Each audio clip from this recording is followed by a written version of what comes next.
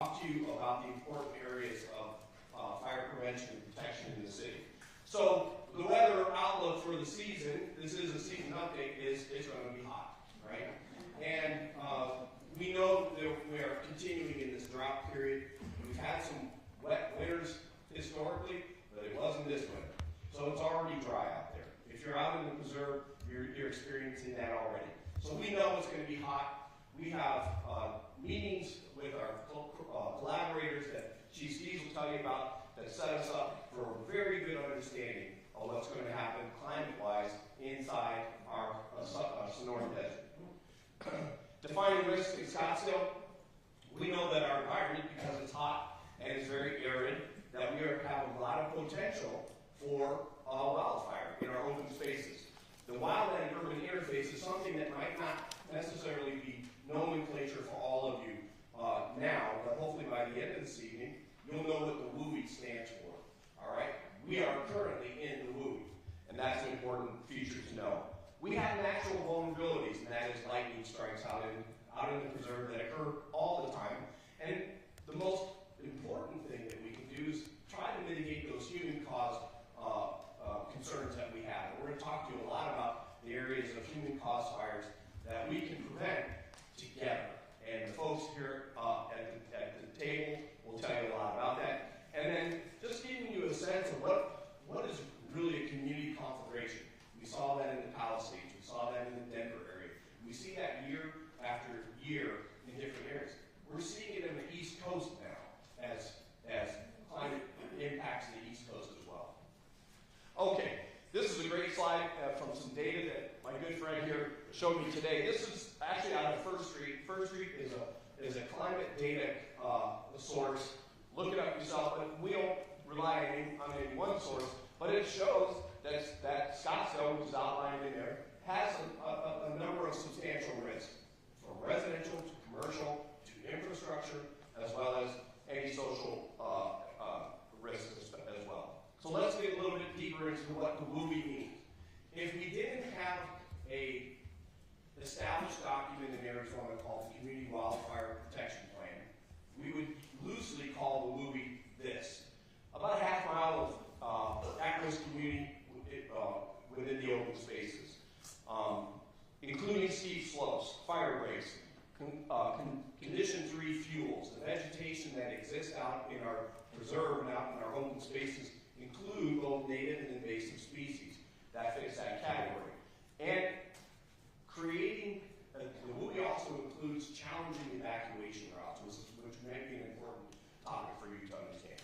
But we're lucky to have a Maricopa County wildfire protection plan that we participate in, and I was hoping that Jacob, you would tell them a little bit about that.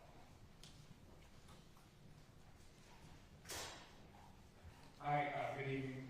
Once again, I'm Jacob Johnson, the emergency manager for the city. The Community Wildfire Protection Program is an effort that is hosted by Maricopa County Department of Emergency Management and then participated in by, if you can see the screen, basically everybody, every agency, every city, and every fire management agency within Maricopa County and the outlying areas. Basically, what happens is we go through every few years and update the Community Wildfire Protection Plan with the county, and then we develop our own plan for the city itself based on the county's plan and our own risks and hazards. In this, we recognize that there's increased wildfire frequency due to hotter, drier conditions and human activity, human interaction, like Chief said in the WUI. There's increased risk to homes, businesses, and the air quality as more homes and businesses are developed outside into the WUI. And then our particular values at risk within the McDowell Sonoran Preserve and our communities that are adjacent to that area and other WUI areas. So the goals within this program is to develop projects for fields reduction, which we'll go into a little bit more later, and fire prevention, and then to establish interagency cooperation and collaboration. Can you give them a sense of what the mapping looks like? So this map here, you can see this is the Maricopa County area and some of the outlying areas. More specifically up in the northeastern area, you can see our area that borders the National Forest.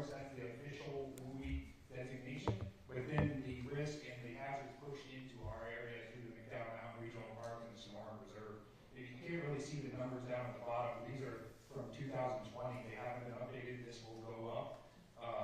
We're at a high 4% risk in the high category with 5,642 acres. That is as of 2020, and then a moderate risk of 58%, which sits at 72,237 acres. Those numbers will go up with our update this year with the CWP. Okay. Thank you, Jacob. Jacob will be back to talk to you a little bit about evacuation process and other emergency management considerations, and then of course everyone's going to be available for you for questions afterwards. So here's our brush fire history.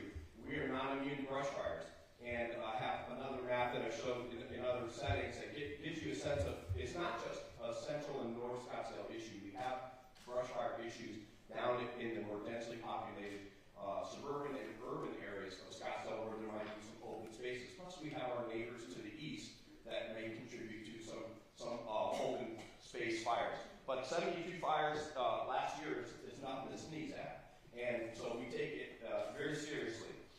Last year, or 2 years ago, I believe it was 2023, was the Diamond Fire.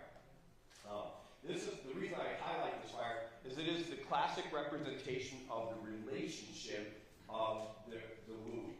So we have both preserve impact as well as community impact as well as open space or unincorporated Maricopa County impact. And so it really represents very well what are we talking about here? This is about about 1,700 acre fire, but that same fire placed at Gateway in the parking lot could have consumed much more square acres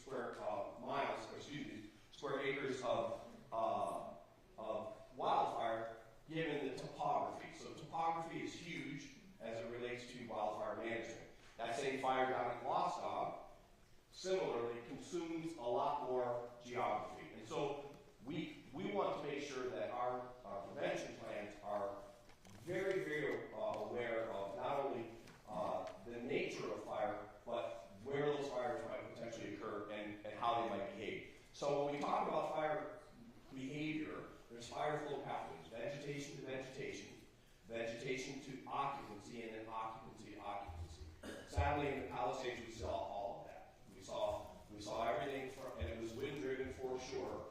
But we saw the vegetation first going, then it lighting structures on fire, and then it was a community conflagration. I don't believe that we have the same problem, certainly from Midtown moving north because of density, but we certainly have the relationship of vegetation to structure. I don't think we have the densely spaced occupancies that would give us a true community conflagration, but it would certainly cause significant concern for me. So what do we do? What do we do each year? This is our seasonal plan. I'm embarrassed to say, and I hope you'll forgive me, that this is the first time we've actually spoken to you about what we do and have done, as long as I've been here, which is over 15 years now, but this is the seasonal cycle. So it starts, and we can plug ourselves right into pre-season planning right now. So we are really, I wish the point of work, you can get yours too. No, this isn't my stage. But trust me, we are in the preparatory phase. So we have had meetings with our collaborators in the region. We have had meetings with our internal stakeholders, and now we want to talk to you about what we think the season looks like and what our game plan is, and then listen to you and hear what you have to say. But this is a slide that represents an annual cycle, and it just continues and continues. We revise frequently, and as the mayor pointed out, one of her first requests of me is please don't let us have wildland fires on my watch. And I promised her that we would continue to be aggressive as we have been, and we've had wild support from councils in the past, and we're going to continue to be that way. So let's talk about our current risk reduction efforts. Chief Swick. Thank you. Good evening. So, like she said, we've known about the WUI fire risk for many years, and over the years we've built up many different mitigation efforts and ways to try and prevent it. And hardest thing to prove because we don't know how many we've saved, right? That we wouldn't even know. So just bear with us when we do get a couple. Sometimes they slip through the goalie, and that's just what it is. But what we do probably prevents hundreds and hundreds of them happening anyway. So real quick, we have community risk reduction officers. Those are 3 captains that are 24-hour shifts. So they go out and they can do some. They're the ones that you meet. A lot of you have met Captain Steve Hunter, where they come out and do an assessment for you on your home or help with your HOA. So there's 3 of those. They do meetings with HOAs and residents, and construction is a topic. What we do at the very, very beginning of plan review is we insert a flyer that is in English and Spanish and tells the contractor all the things they need to do to be fire safe on their site. So that gets slipped in automatically when they get their permit, way back at the beginning. And then we conduct some meetings with home builders too to help keep them on track. Fuels reduction, Dave will talk about that. The inspections. So why don't you go ahead and flip it? You want me to get to the... One more back. Want to go back? No, I thought I had some other one. Okay. You do. Oh, okay. Then good for now. That's the one you need. Yeah, okay. That's the one you need. So one of the things we do is we send the operations folks out in the fire trucks, the ladders, the engines, and the brush trucks. And our good friend Mello right there in the audience, he built a program on the iPads that will let us windshield survey all those greens, our houses. 33,733 homes we looked at this year. 348 had some issues. What happens is we also take a picture of the problem, so when the customer calls, we can explain, well, I think that it's probably that tree there needs to be trimmed up or whatever. So that's a lot of work. Next one. You get the brush. You can go back to... That. So this is another one that Mel built for us. This was our inspectors are doing construction inspections for the residential sprinkler systems, fire alarms, things like that. We'd ask them, we don't have a separate staff for this. We'd ask them on their drives up to Story Rock and places like that. Stop at, if you got a minute, their schedule's very tight. If you've got a minute, stop and please engage with the contractor and take a look at the site, and they do a walk. And so all those greens are locations that we stopped at and passed, and 3 of them failed, so we get it fixed right then and there. Talk about hot work and high-risk activities. Okay, I did the hot side. So, I'm sure many of you in the audience have been concerned considering hot work that has taken place or construction that has taken place in our wildland urban interface. And you know what I want to share is hot work or construction work is just one of the many factors that go into the wildland fire risk that we have within our community. You saw the slide earlier showing that we had 72 brush fires last year in 2024. 7 of those were construction related. So, you know, it is certainly a percentage of what we see, and it's one of the areas that we can have some level of control in. But understand that it's one factor in the big picture of what we are doing to assess the entire risk that we have within our community. So, as Chief Swick mentioned, we have regular meetings with the home builders and contractors to discuss with them what they need to do on their sites in order to keep the sites safe.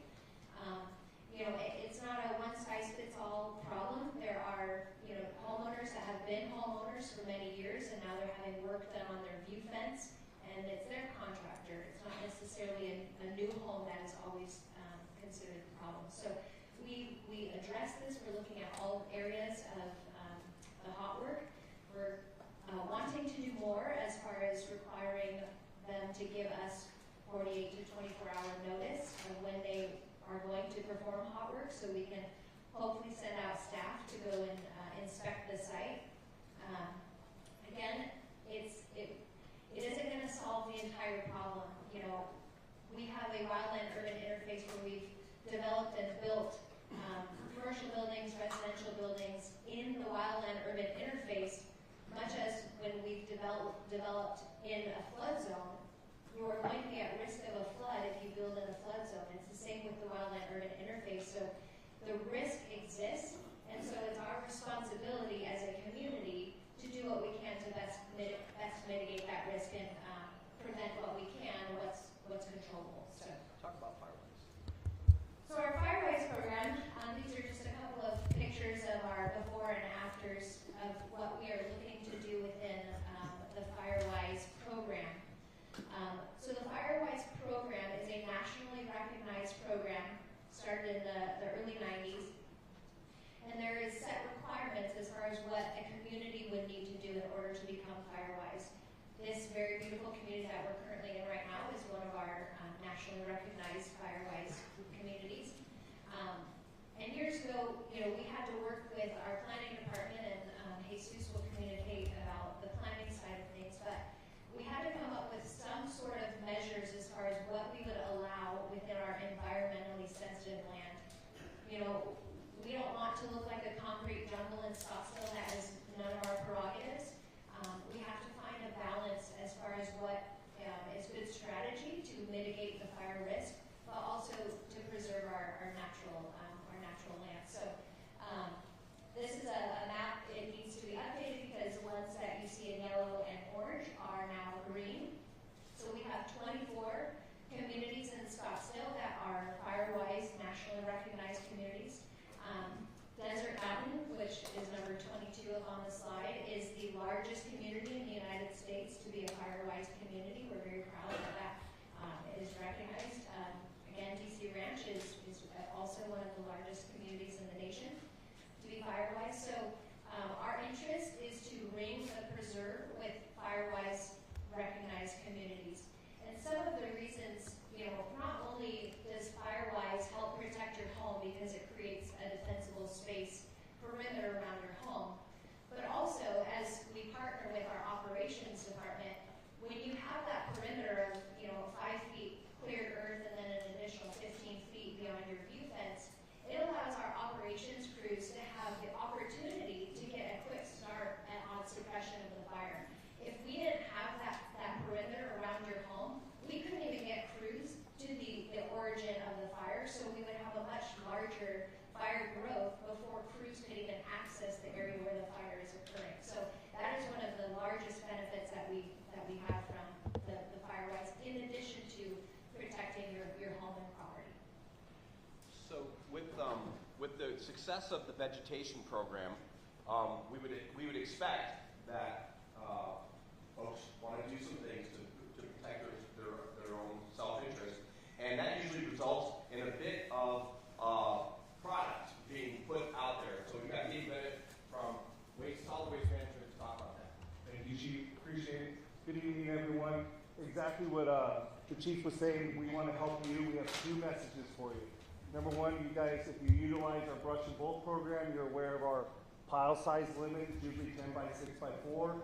And we usually institute a rule also if we're in front of your house with a tractor, we're not there more than 20 minutes. But the message we have for you guys to encourage these defensible barriers is we're going to relax those rules for the next 3 months to encourage you to do this. So we're going to go have you double that pile size, but also spend 30 to 40 minutes in front of each of your homes to mitigate this issue that we potentially might have. The other one is our roll-off program. The roll-off program, it's open for anybody, any business. And what we're going to do is we're going to waive the pole charge. It's a $626 charge. And what we're going to do is just charge for the amount of material you put in there. So we go by tons, and it's $47.79 per ton. So if you put in 3 or 4 tons in there, you're going to be paying about $200. Quick mention to all the gentlemen out there, this isn't your time or opportunity to clean out the garage or clean out the mother-in-law suite. All right, so We appreciate that. And the last thing I want to ask you guys is lithium-ion batteries are causing a lot of havoc in our industry. They cause a lot of fires in our trucks. So if you need to know how to get rid of lithium-ion batteries, I'll be around. Our outreach manager, Gina Zima, will be here. Feel free to stop by, and we'll let you know about our household hazardous waste home collection program. So, thank you, Gina. Thank you, Dave, and I'm sure you'll be available for questions if they have. Okay, so I want to move into what we're doing to actually help protect you from the problem. So, as you can imagine, there's many stakeholders inside the city that are also focused on fuel abatement. And I want to give the microphone to David and Croy to talk a lot about the roadways and what we're doing to pool all available funds, whether they be grant funds or taxpayer funds, in order to maximize that decreased risk. Thank you, Chief. Dave Ramirez. So, a couple things. I'm just going to give you a little history about myself. I worked for the U.S. Forest Service. I was a fire chief for them. I have a very long career, 35 years, and I finished my career down here in the greater Phoenix area. And it was the toughest job I ever had, working for the Forest Service. Also, the funnest job I ever had. Traveling around the country on fires, that was my happy place. And it still is my happy place. But, when I retired from the Forest Service and working for the Tonto National Forest, the zone that I have, the south zone of the Tonto, so I have all the area around the greater Phoenix area. In my 10 years that I worked on the Tonto, we almost burned 1 million acres. It's staggering amount of country that is burned up. And a lot of that country is snow desert. It's just staggering. And so, I just want to talk a little bit about just fire ecology. And then it'll come back to how it relates to what we're doing, our treatments here in the city. The storm desert is not a fire-adapted ecosystem. It never had invasive grasses. It never had weeds. It didn't have, a lot of these, different species of vegetation that we have here now. And so that's our problem. And we've had to be very aggressive with our treatments. And, fortunately for us, some of those treatments are very effective, and, sometimes they don't cost a lot of money. So we can do a great job, and Croy will show some slides that, like I say, the light will come on for you, but, the lands that we have here in Scottsdale, like are preserved. The taxpayers, we paid a lot of money for the preserve. We need to protect it. I think everybody's in agreement with that. And so those treatments that we do, they have proven to work. So I guess that being said, what I do now, working for the city of Scottsdale, is, I have the best job in the world. I have leaders that support me, and like when I worked for the government, at times it was very frustrating because it was hard to get things done. And like now I apply for these Healthy Forest Initiative grants, I get all this money, and we go out and do the work. And I can spend the money fast. Anyway, we will, we do get a lot of good work done. We'll show some before and after photos. But just, some statistics. In a short amount of time, we've gotten probably close to 75 miles of right-of-way work done. And you see it whenever you're driving around in North Scottsdale.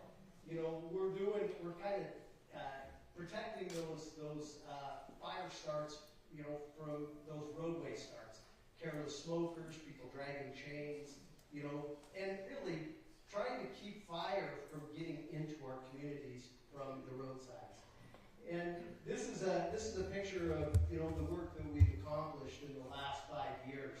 And so 75 miles of right-of-way treatments, about 500 acres of work. And, I will say this, our work to be successful, it has to be collaborative, working with our communities. And that's what we do, working with all of the other departments that you see up here. It's really a team effort. It's not just me getting the money and going out and doing the work. I'm only successful because I have a bunch of rock stars that I work with. So, How much does it cost per acre to do mechanical fuel removal? well, he said now. Prior to COVID, we were paying less than $1,000 an acre. And it's very labor intensive. It's, hands-on, cutting it, moving it, slashing it, and then chipping it. So we were paying less than $1,000. Now, some of our tougher units, we're paying almost $5,000 a year. It's gone up significantly. And I will say this, $5,000 an acre, that's the cheapest acre around the valley. Like I say, when you go out and get quotes, you guys are really lucky here in Scottsdale. You have access to our vendors. They've been vetted by the city. And so if you want to use those folks, make sure you're getting quotes from those. We have a list of vendors that you can utilize. So that's a great thing. So this before and after, we did a treatment last year. Stagecoach passed, and the reason I like to look at this, you can see the significance of the change in the structure of the vegetation once we treat it. But this particular piece, it bordered a community in North Scottsdale, and then the house that you can see in the background, right on the back side of that, is U.S. Forest Service land. And then on the right-hand side, right here going down this roadway, that's on our preserve. So that collaborative effort of doing this work together it's a must. We could spend all the money in the world, but, if our neighbors aren't doing treatments, we could still have a large fire. This is another project that I like to daylight because when this whole thing started, a group of us got together and we looked at where our threats were and where our vulnerabilities were. And so Scottsdale Road, this chunk of Scottsdale Road, we felt was a threat to us because it was on the west side of Scottsdale Road, really from Jomax all the way down to the 101. And it's the jurisdiction of Phoenix. And I don't want to throw anybody under the bus, but they're not doing any treatments. So I got a grant, and we did a 5-mile treatment along their boundary to protect the city of Scottsdale. So you can see how heavy the fuels were and what it looked like after we did the treatment. Again, that collaboration, Phoenix allowed us to do that treatment. It was on the Arizona State Lands Department. It was their lands. And then we worked in conjunction with our utility providers. So it's a team effort for all of us. And then this is along Westland Drive. This is the community of Winfield. We just finished this up the last few days. And before and after photos, they're in the process of getting their FireWise certification. This picture I put up there because I want you to know, not only are we treating around communities and, communities and right-of-ways, we're also treating around critical infrastructure. So this is one of our water treatment sites, and we all know how important water is to us and our abilities to fight fire. And then lastly, this is another one of our sites. This was our Station 611, the Foothills Police Department, right there, and that's a treatment that we did around this critical infrastructure. And then when we're treating right-of-ways, also all of those electrical boxes that are out there, we're treating around those. If there's a crosswalk, we're treating around those. So I'm finished. Thank you.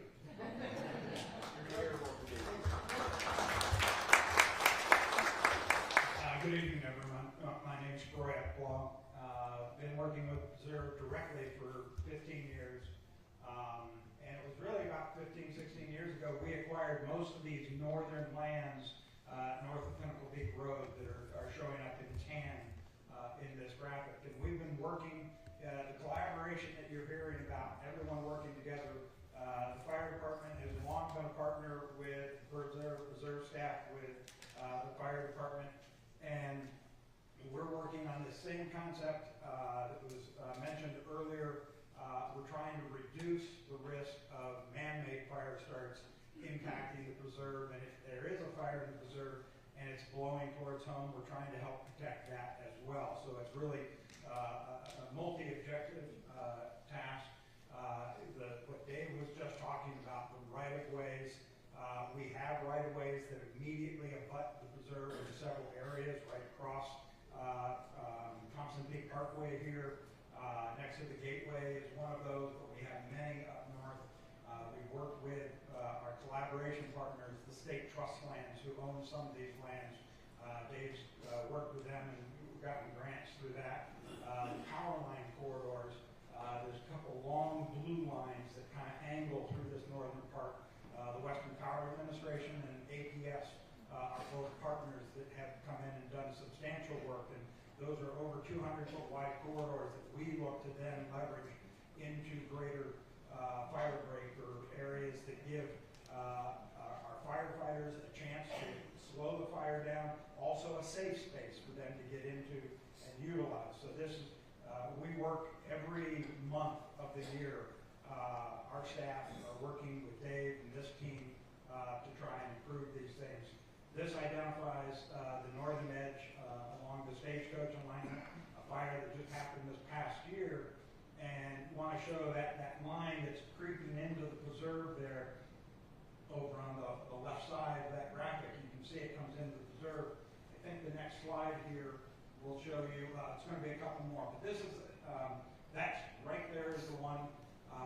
There was work done in this area, and that is one of the things along this old two-track roadway. There was work done in vegetation, fuel reduction, and as that fire came up to this area, it gave everyone a chance. It slowed the fire down a little bit. Can't guarantee that will always happen, but the nature of that evening, the fire characteristics that evening, and here you see the road, some of the area that was treated, and where the firefighters are looking for hot spots remaining. If we back up a couple slides, Chief, these show, this is under the Western Power Administration power lines. You'll notice under the power lines there are no trees. They've come in and done substantial clearing in these areas, reducing their liabilities, but that also helps us. And we're looking to leverage that, as I said before, to really assure that we do this. And this is another area you can see about 20 feet over from the road, which is over on the left side, and then coming across, you see all that grass show up. Well, there isn't any between that line of grass and that, and that's a consistent treatment that we do 2 times a year for the rainy season in order to minimize the chance of the grasses coming up in those areas. And that, again, is giving our firefighters a chance to control these situations. And what I want to point out, one of the things that citizens of Scottsdale did, yes, we made great commitments in the 90s and the early 2000s to purchase the lands and to improve the lands with trails and trailheads. And just now, just this past year, 2024, Proposition 490, you also provided funding that we will use every year for treatment of invasive grasses and fuel reduction in the preserve, and there's funding in that for the stuff that Dave was talking about, the road right-of-ways outside of the preserve. So again, very much a collaborative task, and we appreciate your support. Thank you so much, Corey. Corey, I think will be a great one. So the next slide, this slide deck is going to go to our friends at Planning and Development. So this is a village concept. Our planning and development folks are the folks that see projects first, and they are the curators of the environmentally sensitive lands and our NAOS. And my new friend and I were talking before we our strategies is to keep fire out of Scottsdale. And then we're going to talk a little bit about that when we get into operations as to why you might see and observe either in the media or elsewhere why Scottsdale firefighters might go elsewhere in our perimeter to fight fire. And it's quite simply because we want to keep it out of Scottsdale. But let me introduce Jesus Maria. Well, good evening, everyone. Again, Jesus, planner here with the city. And if you've been a little bored, if you're not, we finally get to talk about zoning ordinances. So, as you can see, one of the elements that makes us prone to wildfires is also one of the reasons that a lot of people move to North Scottsdale. And because of that, this concern is directly related to what we do at Planning and Development Services. For two reasons, maybe. One, because we like the chief said, we oversee the projects, the plans, and the permits that construct these buildings that will be integrated into the open space. And also because we oversee and implement the ordinances that are designed by the community to protect the open space itself. So as many of you know, the ordinance that guides the protection of the open space is the Environmentally Sensitive Lands Ordinance, also known as ESL. Currently, the latest version was done in 2004, and as you can see, it's something that's evolved since 1979. The city has had the brilliant idea of protecting open space. The purpose of these ordinances, as it's evolved, was to consistently identify and protect those environmentally sensitive lands, to try to create a character of a variety of different types of rural feel, and also the ordinances that protect the open spaces we discussed. Having said that, the Environmentally Sensitive Lands Ordinance does that with three main points that you see there. One is through the dedication of natural area open space, known as NAOS. And so what that is a portion of the property that is designed to be native vegetation. And so there's a couple different varieties of that, but at least that's its main goal. There's also a native plant ordinance, which requires every property to have an inventory of the protected plants that are protected by the state and by the city. And then finally, it also incorporates into the ordinance the ability to provide defensible space to mitigate the risks such as what we're discussing tonight.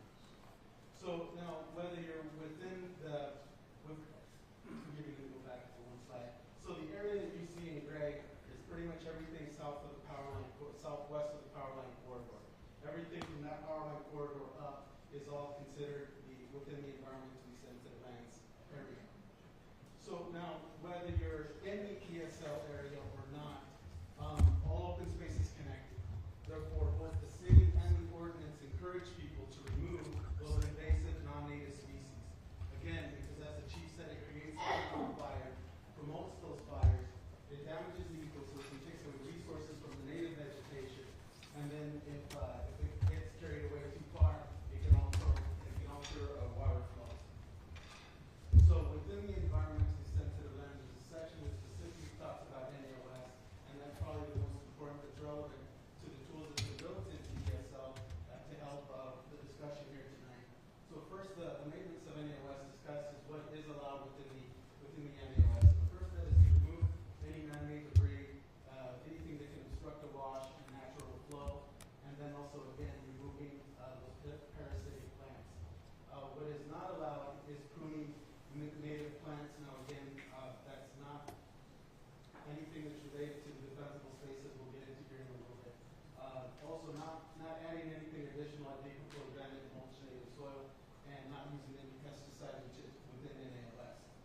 Now, getting more specific to the topic of tonight, built into and what is part of what is implemented in the Firewise program, and to where I come many nights and have discussions with HOAs, and that's the defensible space that is allowed by the ordinance to protect those structures that are out there. So the graphic that you see here on the left is the illustration of what that looks like for a single-family home. But we want to make sure that everyone understands that if there's a tract that is owned by an HOA, these parameters can also be implemented within those properties as well. It's not just the individual homeowners that can take advantage of the defensible space.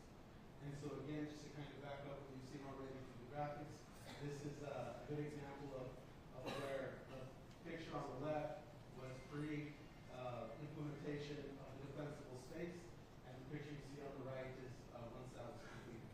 Share with our friends the thousands of acres that represent the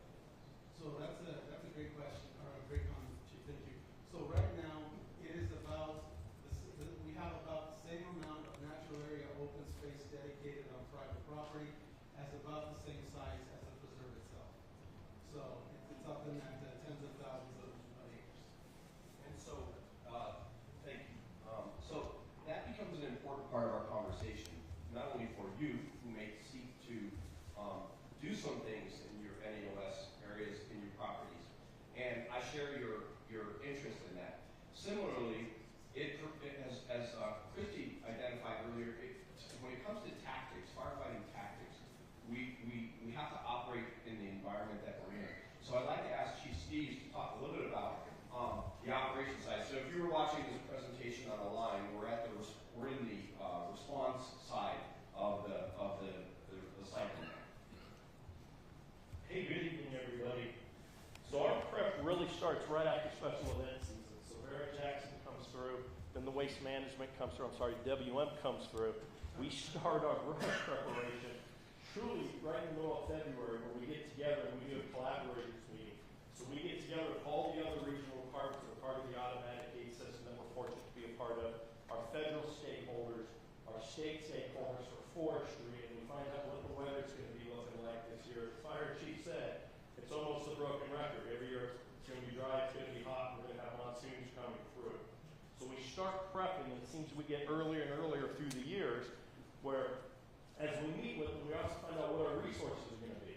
So what does the state have as resources for the forestry for the entire, what's going to be located down here in the Snoring area as a preserve? What aircraft are we going to have? Because as you know, with the preserve, we have a tough time getting firefighters up to the top of the mountains and stuff, so we really use a lot of aircraft. We really rely on that. We've been super fortunate. This is one of the fires where aircraft saved the homes when our firefighters dug in with them, and we lucked out with it when we truly did it. So we start with that, we move through, and then the city of Scottsdale, we really work together great as a team and collaborate. We get with parks, we get with the preserve, we get with planning, we get with the police chiefs, the assistant chiefs, we get together on how we're going to handle it, working with all the departments that come to it. Sanitation, planning, public works, how do we get tractors, how do we get the trucks that we need moving through, and our plan starts coming. As we ramp up, we start putting we start putting city assets into place. Just as the weather changes, we start getting into that 100 degrees and it dries out even more, we start putting up additional brush assets. So in Scottsdale, all our firefighters wildland trained up to federal and state standards. That's unique here in the valley. So we do it because of the huge WUI interface that we have. We're currently, all of our men and women are going through quarterly refresher training that we do every year in wildland. When they go out, they practice the techniques, they get the trucks ready, and we get to that service. They get done right about the end of March. Beginning of April, we start putting up our first, what we call a Type 6 brush truck. As we come through the season increases, we put up all of our brush trucks day staffing during peak times, and you'll see them. Those are the pickup trucks you see with the big pumps on the back and the hose, and our firefighters drive around to all of our urban interfaces, trying to make sure they're looking for smoke, they're doing the windshield surveys that Chief Swick talked about, and we're doing structural triage and planning all through summer, all the way through until we hit the rainy seasons and we start shutting them down. So we've also got two very large brush trucks we call brush engines that come here out of Scottsdale. Those are Type 3. Those are for our structural protection that we do. Fortunately, as automatic aid, we have the resources of 26 other fire departments when we get these large wildland fires. The Bayview fire, we actually brought in trucks from 17 other fire departments to assist us on that. This fire started in Scottsdale, way up north on the border, went into state land where it left Scottsdale. As the fire chief said, our concern is always they're going to come back. Wind shifts in the valley. This is 3 o'clock in the morning, and this is in Scottsdale coming back to homes. We're about a quarter mile from this. This is in the preserve. This is the Bayview fire. These are the pictures of we were showing on the slides on there were the treatment, and our federal partners were actually burning brush, debris, and stuff to stop this fire and reduce the fuels on it. This was an all-nighter for us. We stayed on this for 3 days in Scottsdale to make sure that our homes were safe. So we rely on those state and federal partners. There are resources. We need them also to help so we can put our men and women back in the fire station to respond to the day-to-day calls that we have here in Scottsdale from medicals to fires. And then the automatic aid resources fill in these fire stations when we empty them. So as we left our fire stations to all fight the fires, Phoenix, Peoria, Mesa, Surprise, all the way to Buckeye came in and sat in the fire station. We're running on our day-to-day responses. So we rely on that. That's a huge asset for us. So men and women serve proudly. Thank you very much, Chief. So one other part of this story is the relationship, and I have to echo Dave's comments. The relationship we have with our state partners, the hotshot teams that also patrol in the Tonto area, and was it the Diamond Fire? I think it was the Diamond Fire that was discovered initially by a Tonto crew, and then they, as well as one of our brush trucks, were first on that within minutes of that fire because we're constantly patrolling. So we're very pessimistic during the fire season. So if we move from operations now into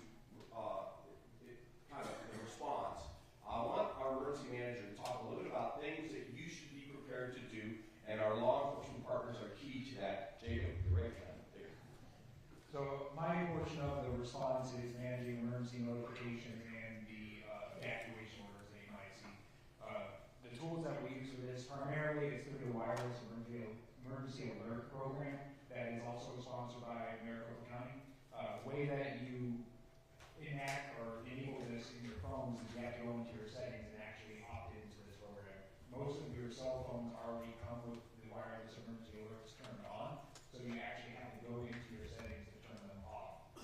But if you have questions about that, there's a website right there on the screen that you can go to and get more information about the WIA system. Additionally, Scottsdale over the last year has adopted the RAVE alert system. This is a program that is sponsored by the state. It's pushed out through the state, and you can opt into this through your cell phone or through a website.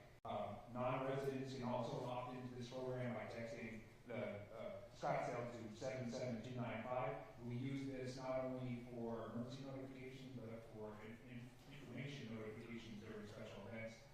Many of you might have seen the rollout of this during WM Phoenix Open. So that's a unique thing to Scottsdale. Many of the other areas are trying to adopt this. The way these systems work, though, is off the cell phone towers.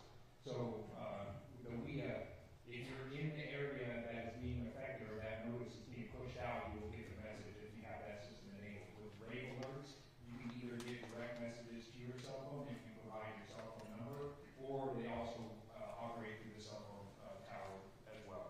And Ready, Set, Go is the language that is going to be used with these emergency notifications. Keep in mind, right now we're all at ready. There's never going to be a ready message. You are all at ready right now. So this is when you start preparing. You listen to this, you get informed, start preparing your household, your community for what might come, and then it will go down to set and to go. So as we move through these things, if you get a set message, make sure that you follow the instructions in the message. It's going to direct you to a website where you can get more information. And then if you're into the go area, you really need to pay attention to the law enforcement partners that we have. They will probably reach you before you even get the set message. They'll be on the ground already going door to door. Please follow their instructions. And so, while we don't have a slide necessarily for law enforcement, Chief, do you want to say anything in this regard? Jacob pretty much just covered it all. If we're in go, that means it's an immediate threat to life and property. And so if the police are flooding an area, the Diamond Fire, for example, we had 28 officers on scene and flooding those neighborhoods, going door to door, giving PA announcements, trying to get people out. Recognize that if we're doing that, it's because the fire department has determined that there's an immediate threat to life. So we're not going to just do this as a training exercise. If we're there, we need you to work with us and get out. Just one thing to think about, especially in some of our northern parts of the city, and especially related to Diamond Fire. A lot of folks have livestock, they have horses, obviously, and some of you are nodding, you probably have them as well. We know you're not leaving without those horses. Just recognize that, and there's an amazing grassroots community, pardon the pun, that didn't sound right for this meeting, but there's an amazing community out there. Yeah. There's an amazing community that will come and assist their neighbors with moving those livestock and horses. But recognize that what we encountered in that event was a lot of blocking of the roadways, and we needed to clear that so that the fire trucks could get into play and do their job. So it's going to be a little chaotic. Just follow the direction of the officers, and we're going to get everybody out of their sight. So 2 more slides. You've been amazing, amazingly patient, and then we want to hear from you. So as it relates to accountability, when there is human cause, so we do investigate all fires. So when we know cause and origin, we pursue that. We work with our legal partners, our fire departments, prevention bureau, and fire marshal have very well-trained investigators. We have great relationships with the State Department of Fire and Forestry Management to get precision experts in, if necessary, to do cause and origin work. So when we get fires that we know were either maliciously started or accidentally, we are going to investigate those. And if there's accountability that we can hold people to, we will certainly do that. It's a nuanced topic because the penalties aren't necessarily steep, but the consequences of the violation can be astronomically steep. And so we're working very hard on that. And this is one of the areas of grace that I'm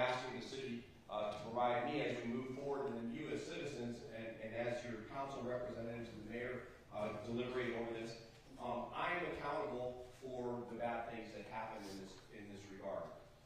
It will be my head that you come for if bad things happen.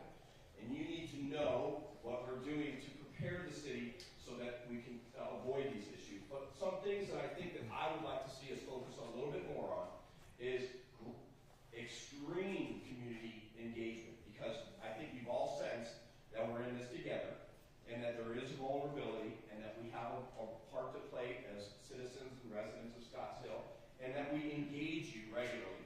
And let me apologize again. This is the first time I think that we've ever done this in the wildland season. We do this all the time in the HOA Firewise program, but we don't do it like this. And I think that that's a flaw that we're going to fix.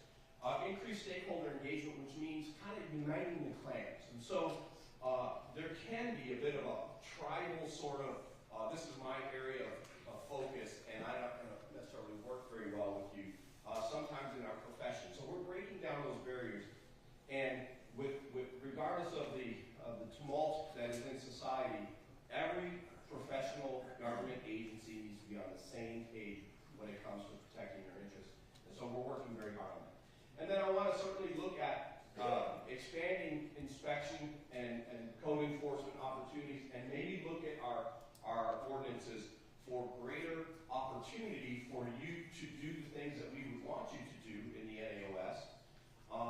As a resident, I hear from, in fact, most of the time I hear from you saying, I'd love to do more, but I'm restricted. And so I want to help you in that regard.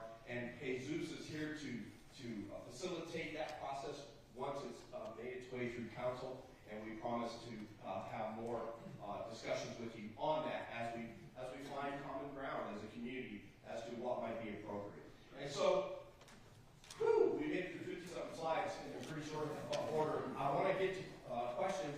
We have two wonderful people with microphones as well as myself, and so we'll just start going. We've got plenty of time, and we'll just start asking questions. Please be kind. Thank you very much. This is a wonderful presentation, and I know everyone in the room feels very well represented. Both of my questions are about NAOS and Homeowners Association. You mentioned that the brochure was last updated in 2004. Is there a plan to update it? And is that part of what you just mentioned? And is there a conversation about the defensible area of 15 feet encroaching on an NAOS? So yes and yes. I'm going to let Jesus talk about it, and then maybe Christy as well. We prior to some of our most noteworthy fires, we have been discussing that expanding the permissible clearing into the NAOS. One of the important things before I hand my phone to Jesus is when you consider topography, we built it. Truth be told, I want language in the ordinance that says if Tom says so, then you can do that. So if the fire chief recommends something because of good science and focused fire flow data, that we can allow someone to increase even beyond what has been recommended historically, because topography can impact the fuels that are there. So, Jesus, try to figure out a way out of that. So, great question.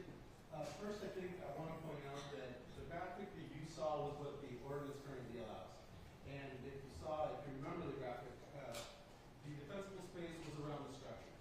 And because that's what the ordinance describes. Now, through conversation and through interpretation, we've been able to at least comfortably, through vetting and analysis, to be able to extend that defensible space to the perimeter wall as well. So there's already been, like I said, some working with the fire department to get that expanded. As a part of how we continue forward, as we were having this discussion, we felt that it was important that before we put pen to paper, to come out to the community. Because we do hear all variety of from don't touch NAOS at all to, hey, we need a little more leeway. And so before we put pen to paper, we thought it was a great idea to present where we're at now, what we've kind of been doing, get feedback from the community, and then mock up some language that we can actually discuss and represents, hopefully a compromise between what everyone's ideas are for the future. Yes, ma'am. Yes, sir. Chief, I have every confidence in this team to keep us safe. This has been a great presentation.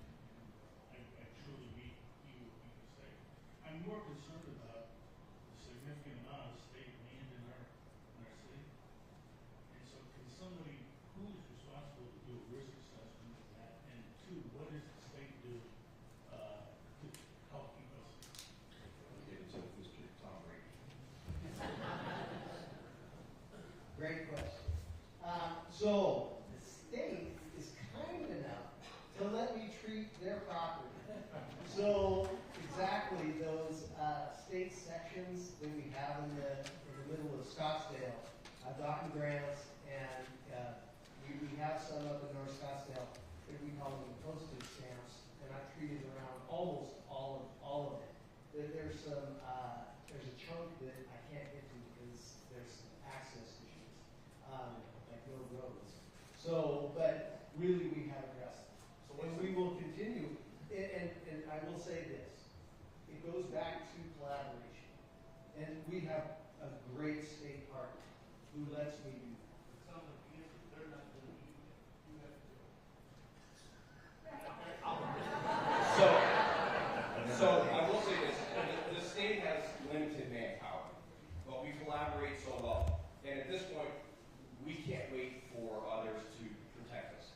And the Healthy Forest Initiative grants is what Dave's talking about. And I had a great experience just about a month and a half ago. I met former President Bush, and you do the grip and grin, and you walk past, and he stopped and he said, "Hey, are you guys using that Healthy Forest Initiative grant money?" And I said, "Well, yes, sir, we are. I've got Tom Brady working on it right now." It was just a fantastic. If you want to know that from the local to the federal level, the importance of these sorts of initiatives, it was right there in front of you. Who else has a question? Yes, ma'am. I know our community water is a precious commodity. How often do you check the fire hydrants? Because I know I was terrified watching those Palisade fire. No water coming out of the So I have an answer, but I'm going to let Kevin Rose talk about it because he's our water guy and he's a superstar in that area. Thank you. Great question. Just to give you kind of context, we have over 11,000 fire hydrants in Scottsdale. And we actually work well with fire on it. They exercise or do maintenance on our fire hydrants about 2/3 of them. Water does the other third. Now, if they, this is more on your cheek, find a hydrant that they didn't break, they turn it over to us. And just so you know, the kind of internal standard, 10 days. We got to get that fire hydrant back in service. So we also follow AWWA standard, which stands for American Water Works Association. We have no more than about a dozen hydrants out of service per month. So we get those back in service. Kevin, since you have the mic, tell them how's our water distribution system? It's very big. We have over 2,100 miles of hydrant. From South Scottsdale all the way north. So if there is a fire, what we do, we have, you guys are pretty close to a water campus. We have our control room, which is manned 24/7. One thing we do is we monitor pressure. So when the diamond fire happened, I'm calling my control room. Hey, how's the flow? Pressure's fine. We see a different pressure because legally, I have to keep 20 psi in the water system. That's a fire standard. I cannot take below that. If we see a different pressure, we maintain it between 40 to 80 psi, we turn another pump on. So it is a constant communication. During the diamond fire, to just put everyone at ease, we were working with fire and their site chief, I think, like, everyone's fine. So. Let's get a question in the back. Michelle, you are. Do you have a program to teach residents of Scottsdale that have swimming pools how to convert their pump from the pool so they could connect a hose and use the water in the pool to protect the property? Not that I'm aware of. You got anything? I have heard of that concept, sir, but we do not. We do not. Other questions? Michelle, you got one? Quick question. Yes, ma'am. First of all, you guys are the best. We have wonderful staff in the city, and I hope all of you appreciate the work they do. It is top notch. Second of all, my big concern is I live in Wingate Ranch next door. There's a discrepancy between who is supposed to maintain what is outside of our perimeter wall. Is it the HOA? Is it the city? How can I get that question answered? I think my friend Jesus is up. And you're going to start learning that every good planning response begins with "it depends." And so it really does. I could show you many examples around here how when NAOS is distributed. Well, let me first make a plug for tracked NAOS. We're trying to have NAOS located in a track so that one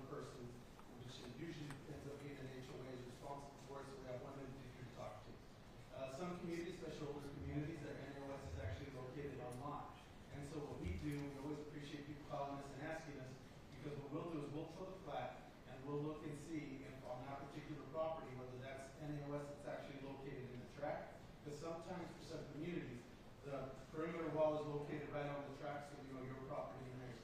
In some, in order to meet NAOS requirements to not shrink the lots too much, they still have to have a little bit of lot and then NAOS on that lot. And so if you give us a call and ask us, we'll love to share based off of your final plat whose responsibility it is.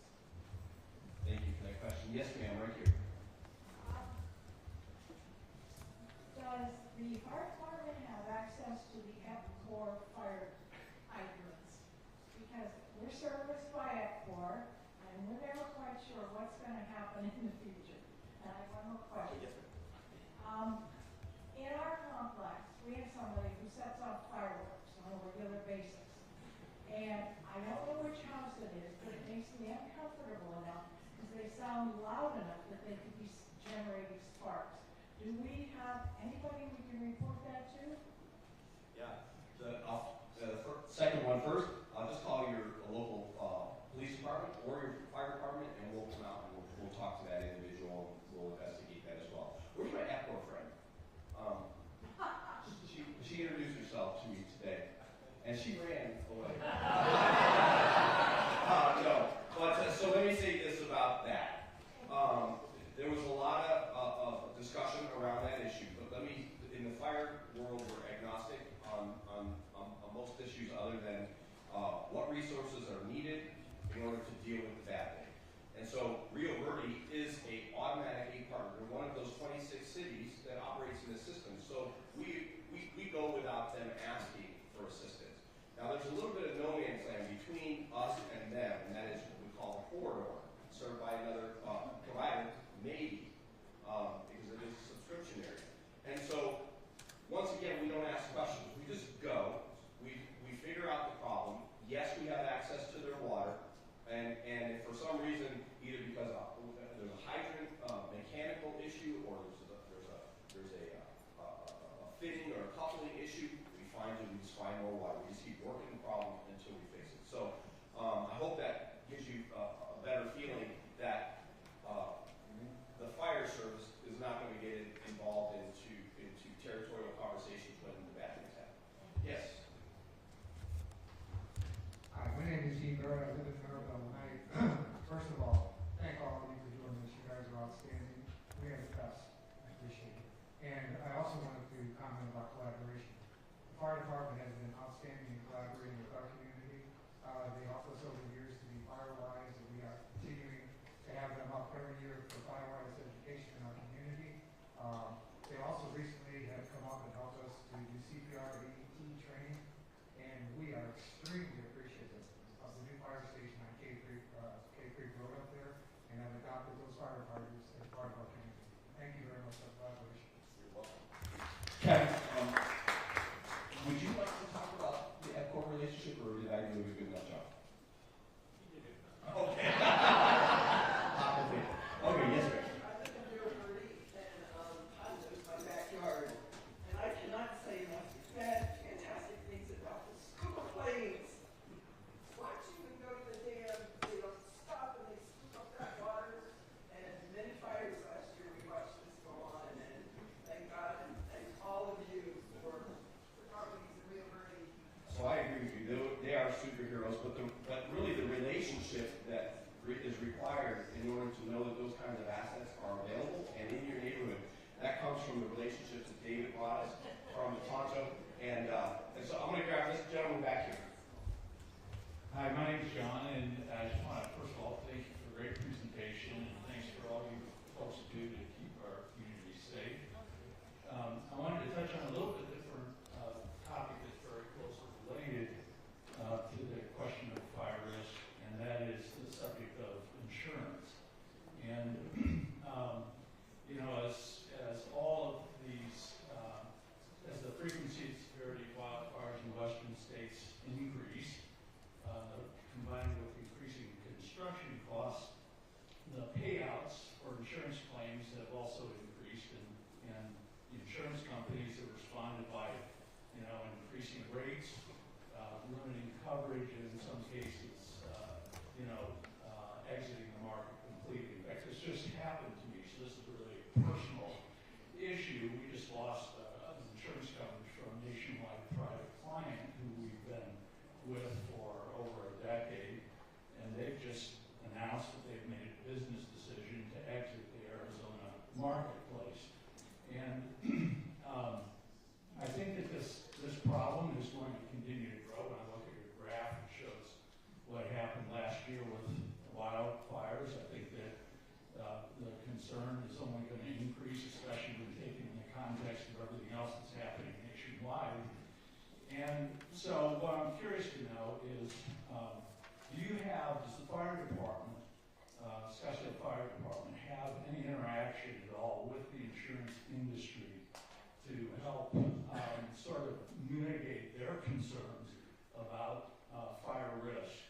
Great question. So we absolutely do on the local, on the state, because there's some legislation being discussed right now with the legislature about this issue, and at the federal level.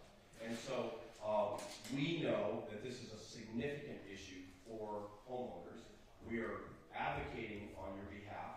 I serve on not only the state coalition that's talking to our state legislators and the insurance companies to find common ground. Because here's the concern I have, and I spoke to a wonderful resident, I can't remember who, at the beginning of this. FireWise is making a difference. And Carrie pointed out, we'll never know the number of fires that didn't start because of the great work that you've all done. And our city is so far ahead in terms of other communities.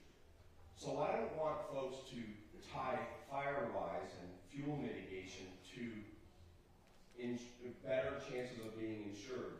Because unfortunately the metric that the insurers are using doesn't necessarily match the fuel reduction efforts in a community yet.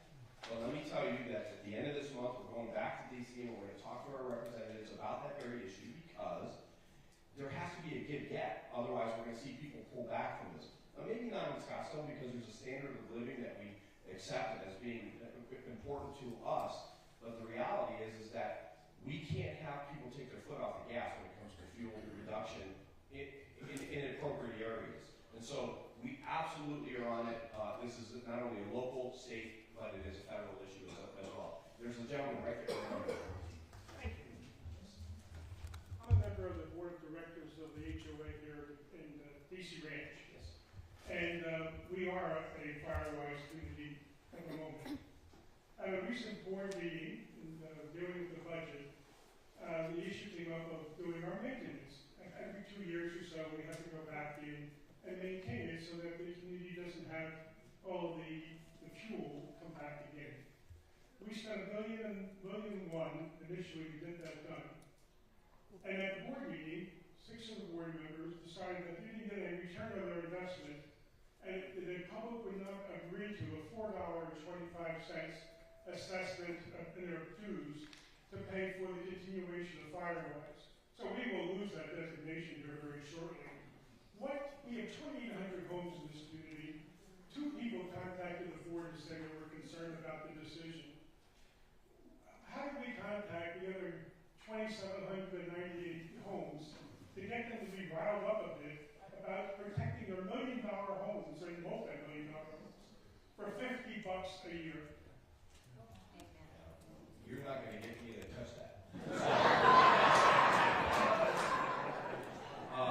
It sounds like a family fight.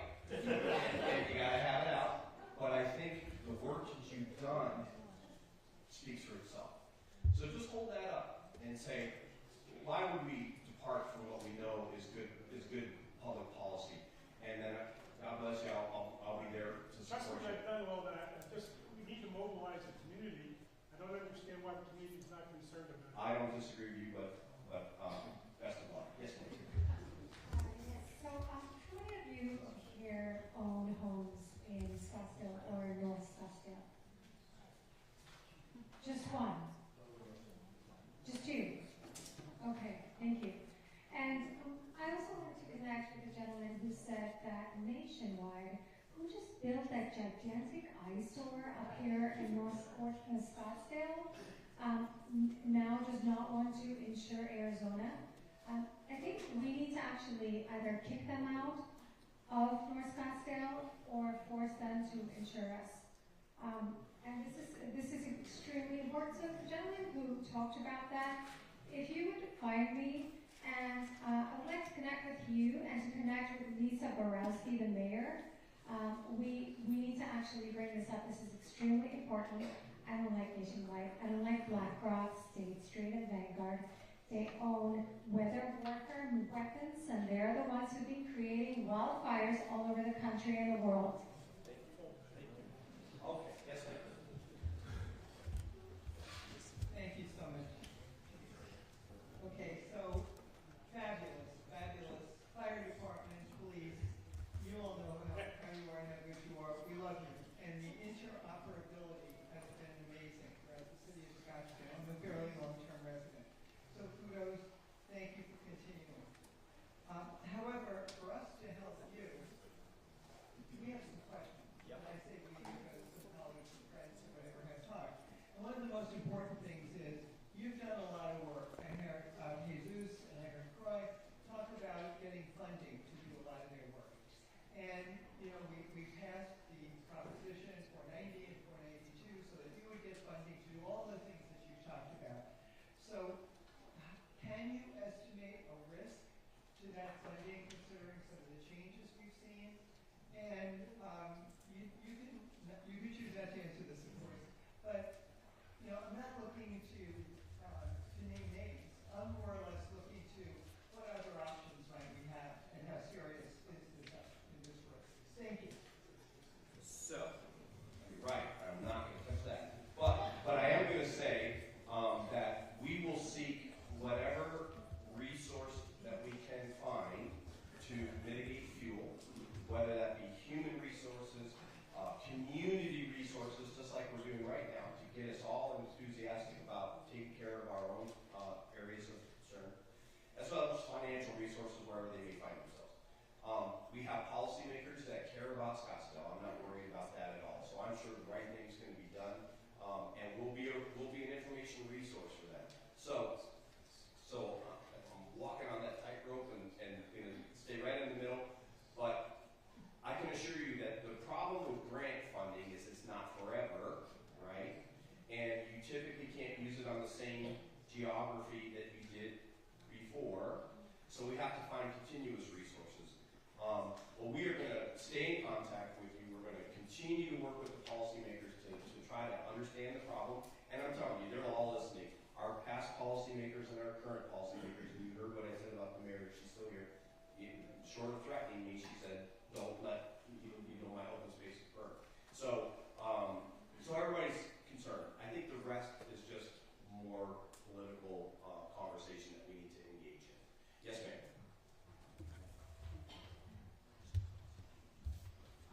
My home is up on True Mountain, and so all the landscaping is terraced. Our homes are terraced properties, and I love the idea we have call it the windshield surveys, which is great, except that the NOS area that is a disaster is behind my house, not visible by the street. So is there a way for homeowners, myself and others, can have someone come and look at those areas? Absolutely. So we're here for you. Oh, yes, ma'am, please.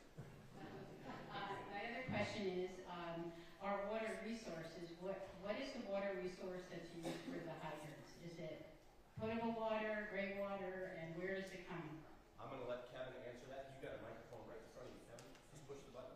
Yeah. Just push it. So up here in this area is CAP service water, Central Arizona Project. So it comes from.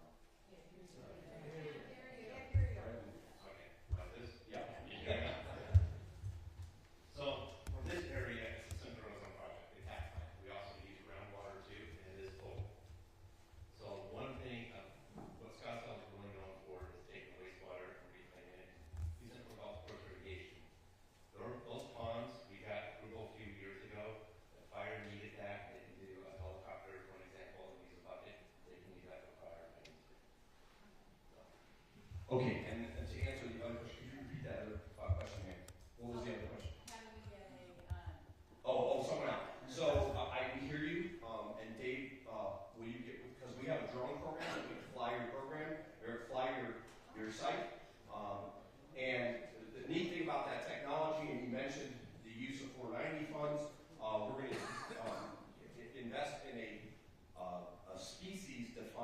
drone that we can fly over large areas of the NAOS to have greater understanding of what's invasive, what's native. And so we're using technology to our best interest. This gentleman right here. Thank you for letting me talk. My name's Kelly, and believe me, I understand. I feel you, brother. I feel you. I'm here because I saw the Facebook post, and it mentioned we're going to talk about fire prevention and due to the Los Angeles fire. My hometown was Elsie, and I just I'm a realtor here, but that's always going to be my hometown. Sorry for your loss. You do not want DC Ranch to burn. You don't want Wingate. You don't want any neighborhood burning down. I went over there a couple of weeks ago. I have dozens of friends in Boston. I have businesses. My childhood home burned down, but not just your childhood home. The whole neighborhood's burning down. It's worse in person than you can ever imagine. So what these folks here today are telling you to do, you should probably do. But the two things that I learned, my friend's the fire chief of Orange County Fire Authority, my childhood friend. His childhood home did not burn, but it was close. He was on 60 Minutes. Maybe some of you saw that show. Brian Fantasy's my childhood friend. And so, two things he said. No fire department, no extra fire hydrants could have stopped that fire. It was 100-mile-an-hour winds, and it torched everything. And it was so fast. The two things that he said, if anybody has a wood fence, get rid of it. That just lights up the house. It just catches that fence, blows into the house. And the other thing I want everybody to know, I live down the flatlands near Horizon Park. My childhood home was 2.5 miles away from the mountain, where the brush always is, and that's always a fire danger. Those 9,600 houses that burned, I would say 90% were, they've been through the Santa Ana winds for 100 years and never burned down. So it can happen anywhere now. I don't know, hope those winds don't show up for another 100. But that town's pretty much ruined, and I don't know if it's ever going to come back. It's not going to come back like I grew up in. But it can happen in your towns, and it'll happen overnight, like it did to all those folks. So I'm here just to share, listen to these folks, try it in your own house too. Get rid of the brush around your house. Talk to your neighbors. Be nice to them. And I'm a realtor, so I'll talk all day. But We're about 5 minutes out, so I want to give this next lady a chance to share and ask questions. One of the things you reminded me, though, I saw, was Carla here? Did I see Carla here? Okay. I saw that hi, Carla. I'm a stare at you for a minute. She's my preserve partner, and one of the things that I'm not interested in doing, and we're not talking about dramatic, draconian fuel removal in the NAOS. We're talking about thoughtful, precise, science-based fuel modeling as a potentiality to NAOS